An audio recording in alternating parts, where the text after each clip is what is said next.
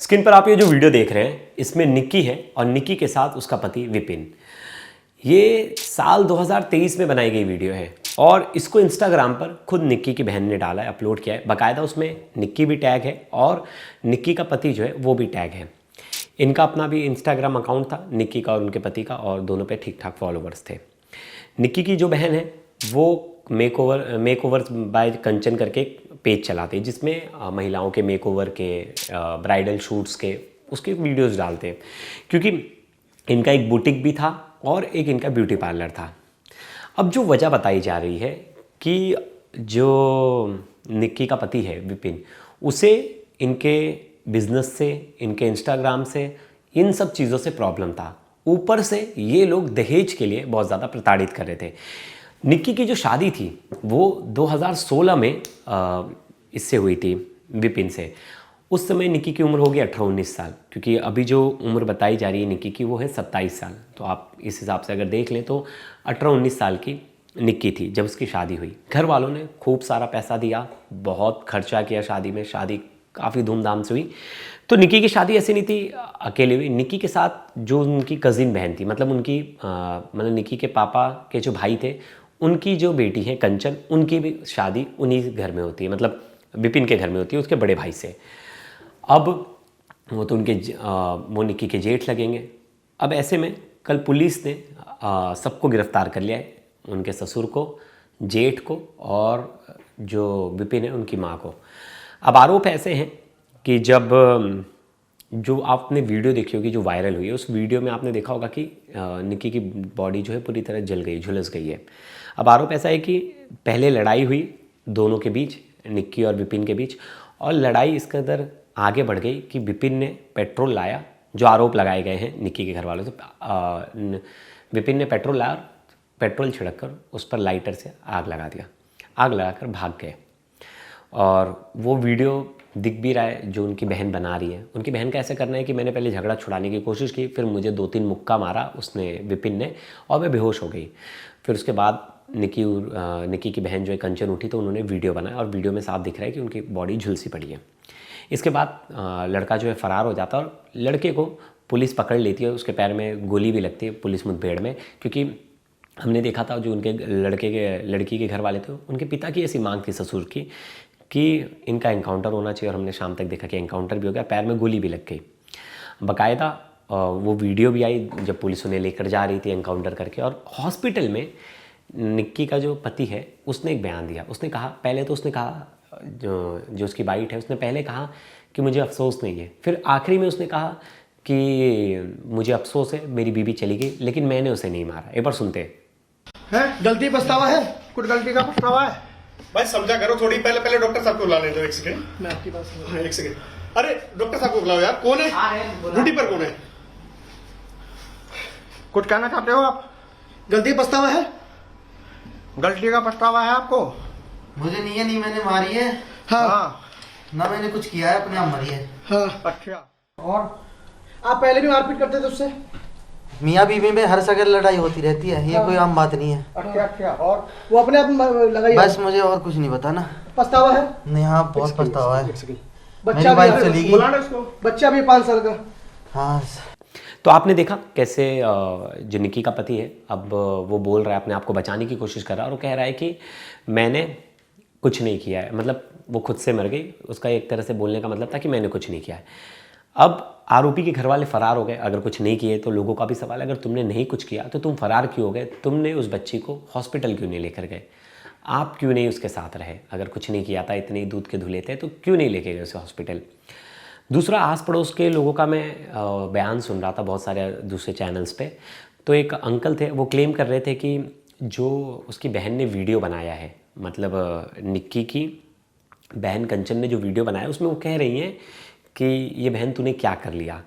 तो वो मैं चैनल पे सुन रहा था तो वो कह रही थी कि ये तूने क्या कर लिया। मैंने वो बाकायदा वो वीडियो पूरी देखी है और मुझे भी, क्योंकि वो रो रही हैं बहुत ज़्यादा, कंचन जो है उनकी बहन, और आवाज़ साफ़ नहीं है। और वहाँ की लोकल लैंग्वेज है जो ग्रेटर नोएडा में दादरी में जो बोली जाती है वो लोकल भाषा है, तो उसको उतना डिकोड करना वो पुलिस और वहाँ के लोग ही बता पाएंगे।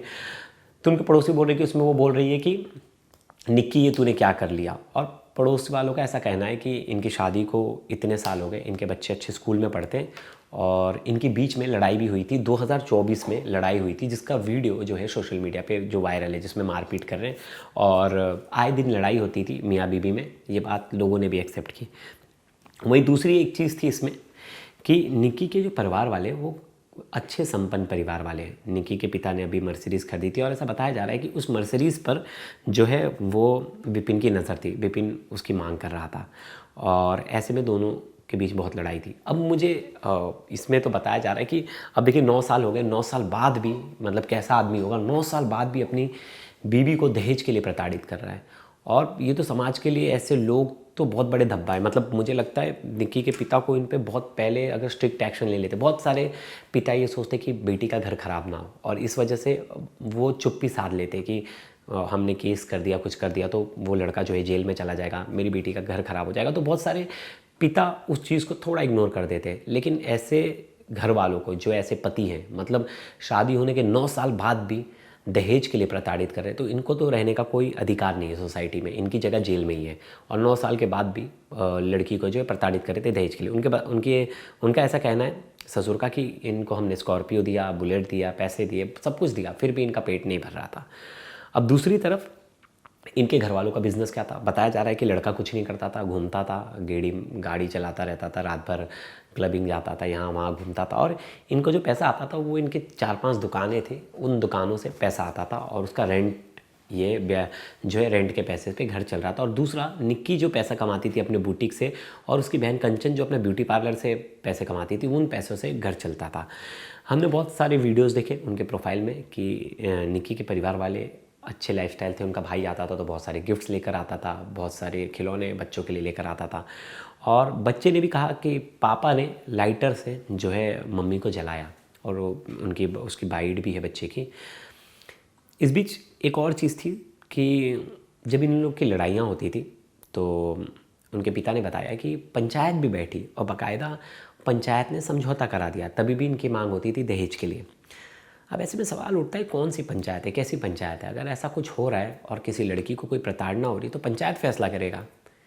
ये पंचायत वाला सिस्टम अभी तक चल रहा है और अभी तक ये मामला ये ऐसे अपने लेवल पर सुनवाई कर देते हैं, समझौता कर देते हैं। पुलिस इसके लिए बनी है, लोगों के अंदर पुलिस का डर होना चाहिए। अगर शायद ये मामला पुलिस में जाता तो पुलिस का डर होता वो विपिन पे कहीं ज़्यादा होता और वो शायद डरता कि अगली बार मैं ऐसा कुछ ना करूं, क्योंकि पंचायत ने समझौता करा दिया तो वहाँ से तो उसका कॉन्फिडेंस बढ़ गया होगा कि अरे मैंने इतनी मारपीट की, उसका वीडियो भी वायरल हुआ, पंचायत भी बैठी और उसमें मुझे कुछ हुआ नहीं, मैं बच गया। यहाँ से उसका कॉन्फिडेंस लेवल बढ़ गया। अब जिस वक्त इसकी शादी हुई थी विपिन की, उसकी उम्र भी लगभग 1-2 साल बड़ा था, 2-3 साल का फ़र्क था दोनों में। तो ये तो उस समय कुछ करता था नहीं और अभी तक कुछ नहीं कर रहा था, घर पे बैठा था, सिर्फ पैसे जो आ रहे थे। अब ऐसे में जब ये खुद वीडियो बना रहा है 2023 में अपनी पत्नी के साथ और उस वीडियो को इंस्टाग्राम पे अपने पेज पे भी, मतलब जो विपिन का पेज है उस पेज पे भी वो वीडियो है, कोलैबोरेशन करके डाला जाता है ना इंस्टाग्राम पे, तो कोलैबोरेशन जब उसको उस टाइम पे प्रॉब्लम नहीं थी तो उसे अभी क्यों प्रॉब्लम होने लगी? ये क्या सिर्फ बहाना था इंस्टाग्राम या ये प्रताड़ित करने का कि भाई वो उसे प्रताड़ित कर रहे हैं कि इंस्टाग्राम चला रही है और ब्यूटी पार्लर चला रही है, या इसके पीछे सिर्फ यही मकसद था कि प्रताड़ित करके कैसे भी दहेज लिया जाए, कैसे भी पैसे लिए जाए, घर वाले कैसे भी पैसे दे, और पैसे देता भी नहीं था घर पे कि घर किससे चलेगा, पैसों से चलेगा। ऐसी बहुत सारी कहानियाँ हैं हमारे आसपास सोसाइटी में जहाँ हम ये सब चीज़ें देख रहे हैं।